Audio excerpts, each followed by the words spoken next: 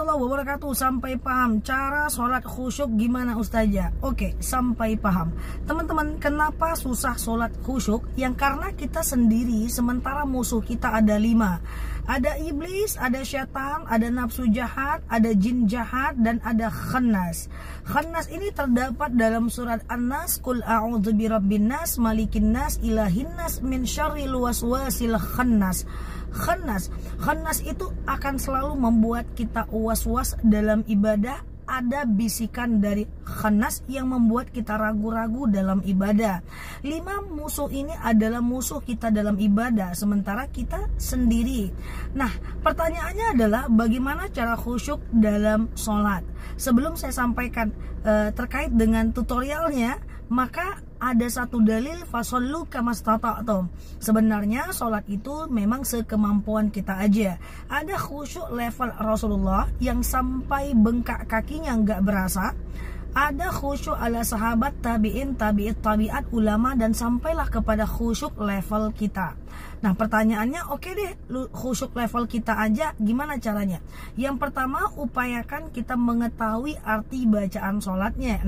Jangan ini dulu nih, karena mengarti bacaan sholat itu tidak susah kok belajarnya. Misalnya, sami Allahu liman hamidah, sami'a telah mendengar, Allah liman untuk siapa-siapa, hamidah yang memuji. Dibaca aja arti Al-Fatihah, mulai dipahami pelan-pelan sampai ruku, sujud, duduk antara 2 sujud. Itu akan membawa pikiran kita untuk lebih khusyuk dan gak ingat kemana-mana.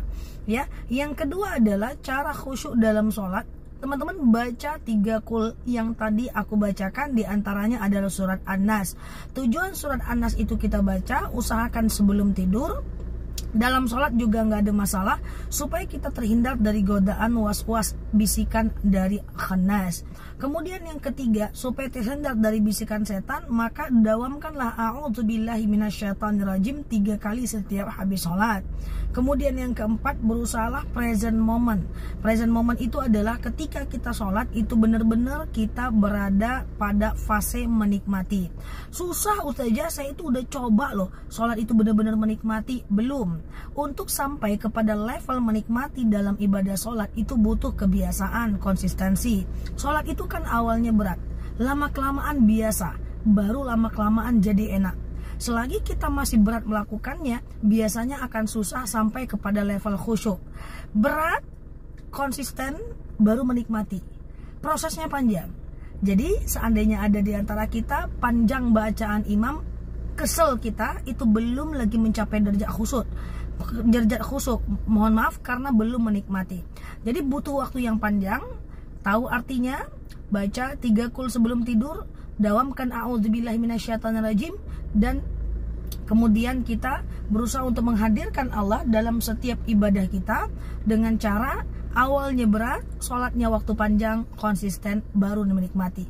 Artinya untuk khusyuk butuh proses. Tapi apakah ketika sholatnya tidak khusyuk itu tidak sah? Sholatnya sah, cuman tidak khusyuk aja. Sehingga biasanya orang yang tidak khusyuk dalam sholat itu akan menyebabkan dia sulit merasakan ketenangan dalam ibadahnya.